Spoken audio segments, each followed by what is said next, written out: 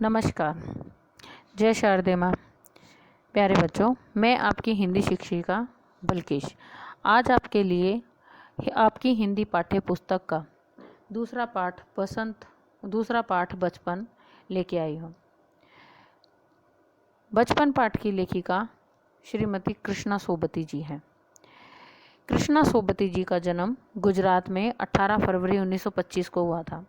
भारत के विभाजन के बाद गुजरात का वह हिस्सा पाकिस्तान में चला गया है। विभाजन के बाद वे दिल्ली में आकर बस गई और तब से यहीं रहकर साहित्य सेवा कर रही हैं। उन्हें 1980 में जिंदगी नामा के लिए साहित्य अकादमी पुरस्कार भी मिला था। तो चलिए अब हम आपकी हिंदी पाठ्य पुस्तक बसंत भाग 1 का पहला पाठ बचपन पृष्ठ संख्या 5 पढ़ने जा रहे हैं। तो आप अपनी अपनी पुस्तकें निकाल लें और बचपन पाठ को मेरे साथ साथ दोहराएं। मैं तुम्हें अपने बचपन की ओर ले जाऊंगी, ऐसा लेखिका कह रही हैं। आप सबको अपने बचपन की ओर ले जाना चाहते हैं। मैं तुमसे कुछ इतनी बड़ी हूँ कि तुम्हारी दादी भी हो सकती हूँ, तुम्हारी नानी भी, बड़ी बुआ भी, बड़ी मौसी भी।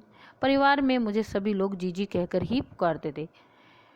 लेखिका यहाँ कहना चाहती हैं कि वो आपसे इतनी बड़ी हैं कि वो या तो आपकी दादी माँ की उम्र की हैं, या आपकी नानी माँ की, या बुआ जी या मौसी जी की उम्र की हैं। ठीक। और उन्हें परिवार में सभी लोग क्या कहते थे? जीजी। जीजी बड़ी बहन को भी कहा जाता है।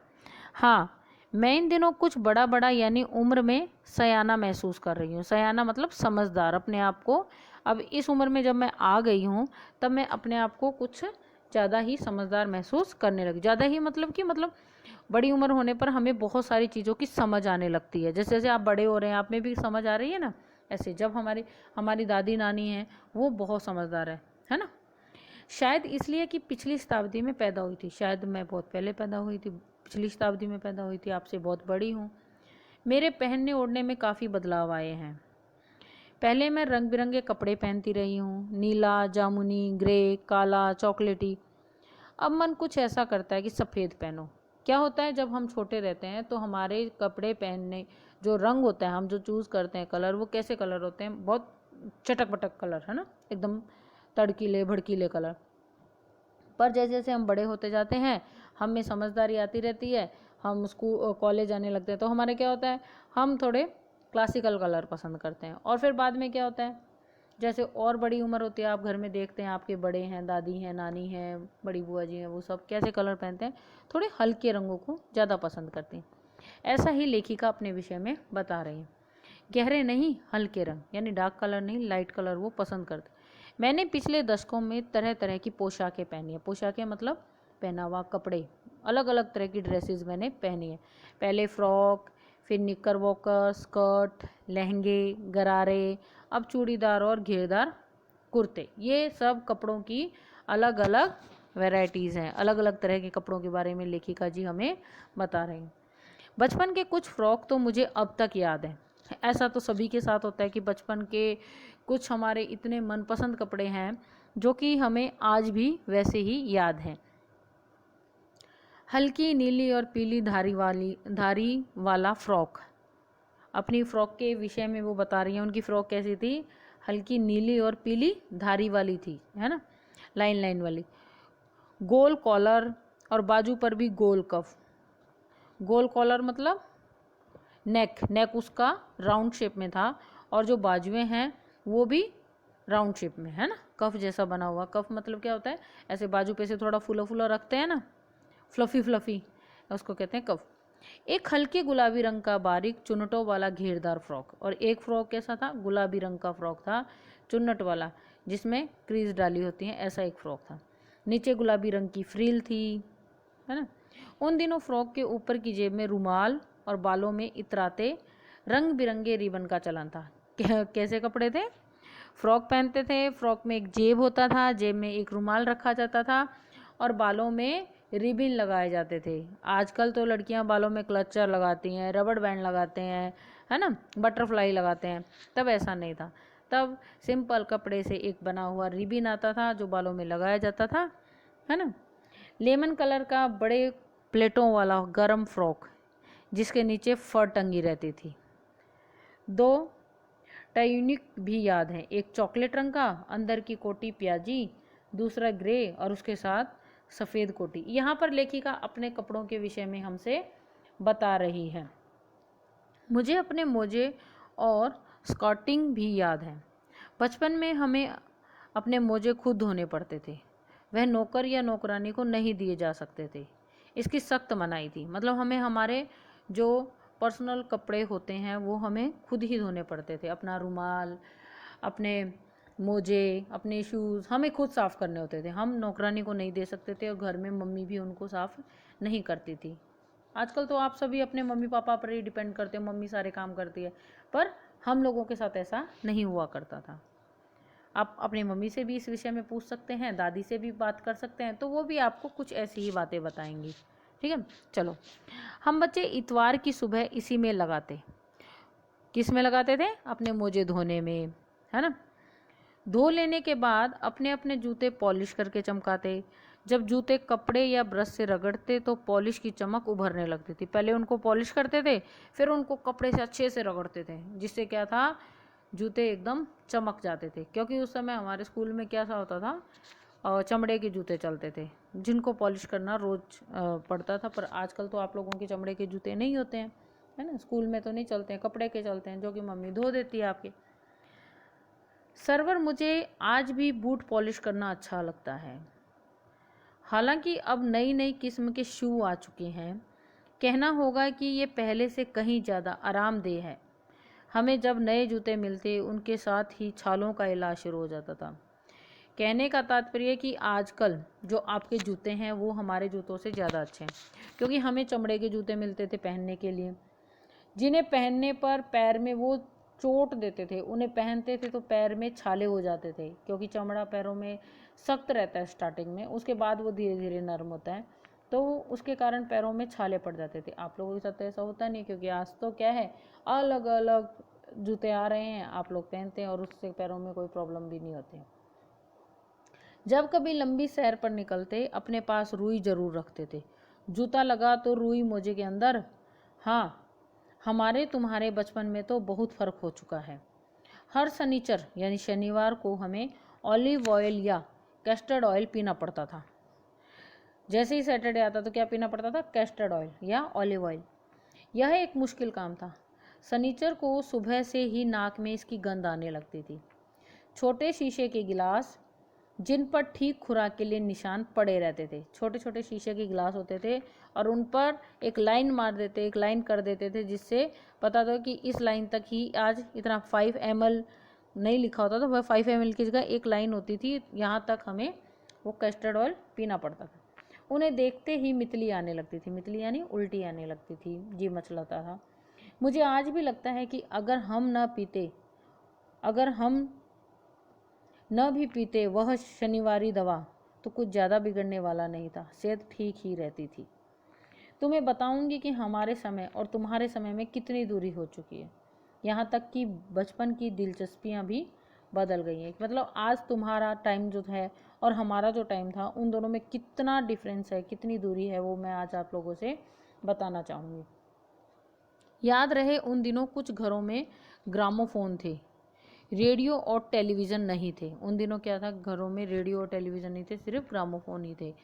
हमारे बचपन की कुल्फ़ी आइसक्रीम हो गई है, कचौड़ी समोसा हो गई है, पैटीज़ में बदल गई है। कचौड़ी और समोसा है वो पैटीज़ में बदल गई है।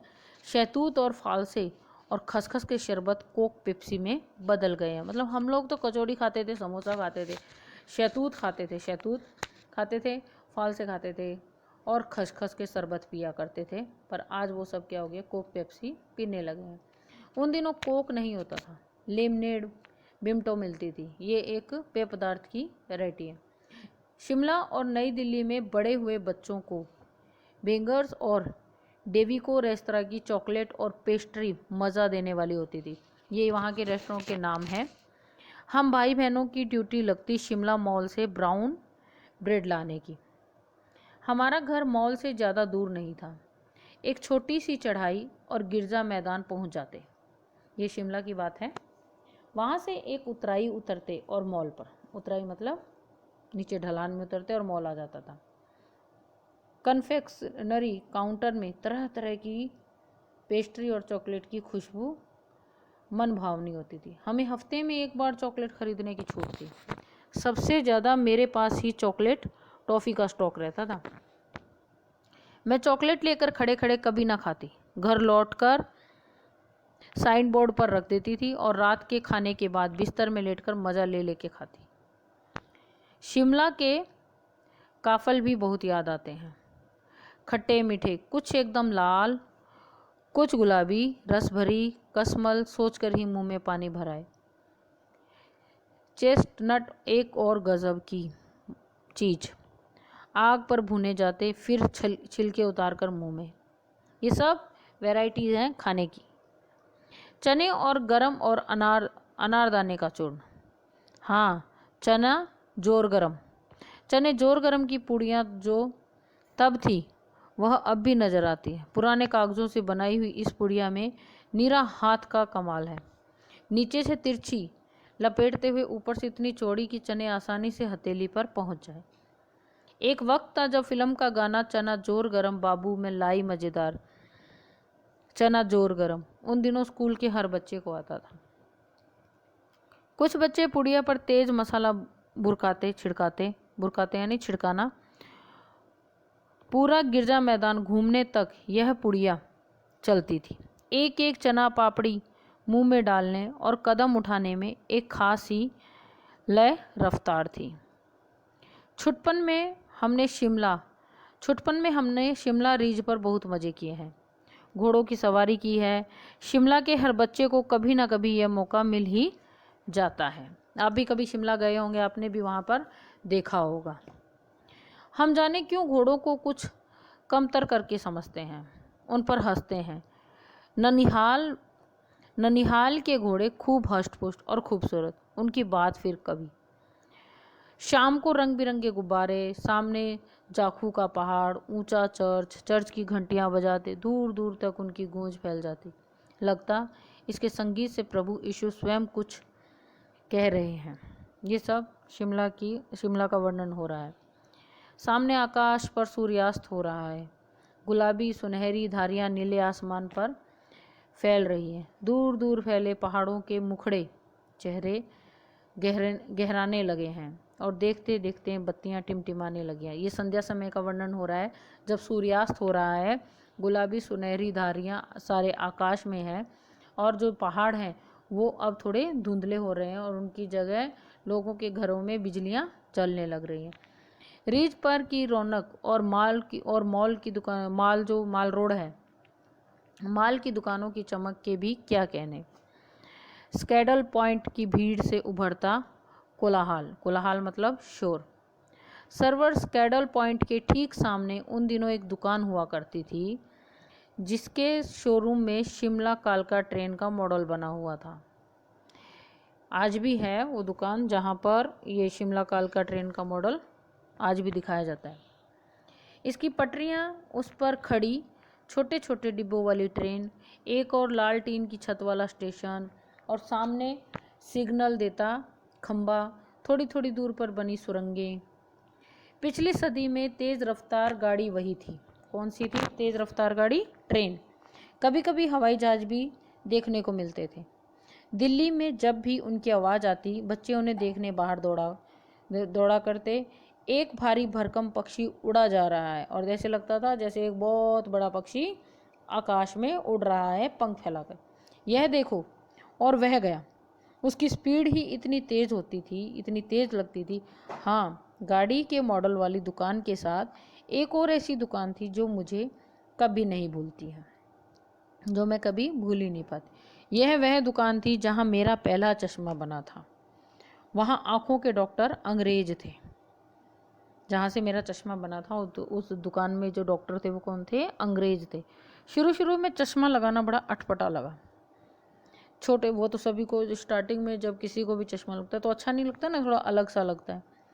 छोटे बड़े मेरे चेहरे की ओर देखते और कहते, आँखों में कुछ तकलीफ है? इस उम्र में अनक, दूध पिया करो।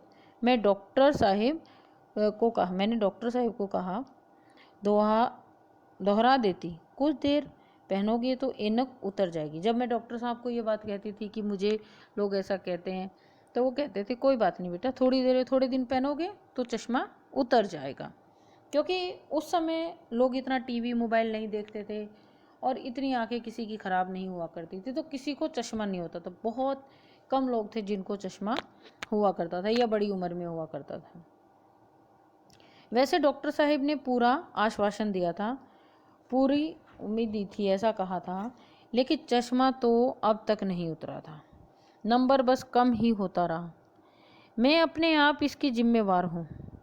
जब आप दिन की रोशनी को छोड़कर रात में टेबल लैंप के सामने काम करोगे तो इसके अलावा और क्या होगा। कहने का तात्पर्य ये कि अगर आपको पढ़ना है, कोई कार्य करना है, तो वो दिन में करो। रात में एक छोटा सा लैंप जलाकर उसकी रोशनी में पढ़ने से आँखों को नुकसान पहुँचता है ना।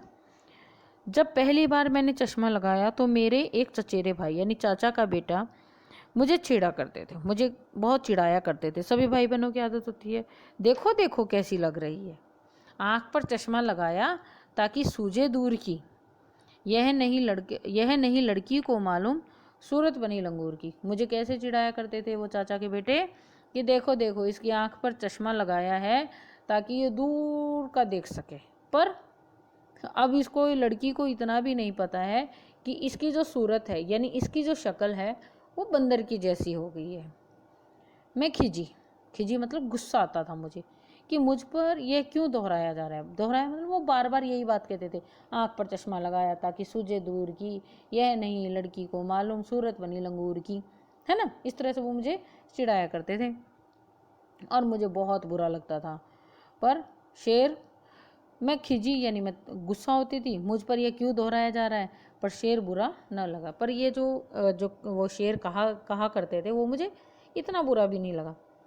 जब वे चाय पीकर चले गए तो मैं अपने कमरे में जाकर आईने के सामने खड़ी हो गई। कई बार अपने को देखा, ऐनक उतारी, फिर पहनी, फिर उतारी, देखती रही। ऐनक मतलब चश्मा। देखती रही, सूरत बनी लंगूर की। नहीं, हाँ, है ना। शीशे में अपने आप को देखकर अपने भाई की बातों को याद करके उनको अपने साथ थोड़ा मैच करने की कोशिश कर रही थी। मैंने अपने छोटे भाई का टोपा उठाकर सिर पर रखा। टोपा यानी कैप उठाकर अपने सिर पर रखी। कुछ अजीब लगा, अच्छा भी और मजाकिया भी। तब की बात थी। अब तो चेहरे के साथ घुल मिल गया, मतलब अब मुझे आदत हो गई है चश्मे की। जब कभी उतरा हुआ होता है तो चेहरा खाली खाली लगने लगता है। अब चश्मा नहीं लगाती हूँ तो ऐसा लगता है कि कुछ चेहरे पर कुछ कमी है। याद आ गया वह टोपा, काली फ्रेम का चश्मा और लंगूर की सूरत। अब मुझे बचपन की वो सारी बातें याद आ रही। हाँ, इन दिनों शिमला में मैं सिर पर टोपी लगाना पसंद करती हूँ। मैंने कई रंगों की जमा कर ली हैं टोपियाँ। कहाँ दुपट्टों का ओढ़ना, कहाँ सहज सहल सुभीते वाली हिमाचली टोपियाँ। मतलब कि अब मेरे पास भी टोपियों का एक कलेक्शन है।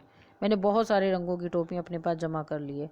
और अब सिर पर दुपट्टा ओढ़ना वो अब नहीं मज़ा आता। उसमें क्या है, बस सिर पर वो टोपियाँ पहनना ही अब मुझे बहुत ही सहल और सुभीते यानी कि अच्छा लगता है। कौन सी टोपियाँ? हिमाचली टोपियाँ। तो चलो बच्चों, हमने बचपन पाठ को अच्छे से पढ़ लिया, आपने इस पाठ को दोहराया। अब आप इस पाठ को पढ़ने के बाद इस पाठ के बाद में दिए गए प्रश्नों के उत्तर अपनी PDF फाइल में, जो हम PDF फाइल भेजेंगे वहाँ से आप इन प्रश्नों के उत्तर अपनी उत्तर पुस्तिका में लिख लीजिएगा। आपको ये पाठ अच्छे से समझ आया होगा और यदि न समझ आया हो तो आप मुझसे पूछ भी सकते हैं, ठीक है। तो चलिए, इसी के साथ मैं बिल्किश मीना आपका धन्यवाद करती हूँ। धन्यवाद।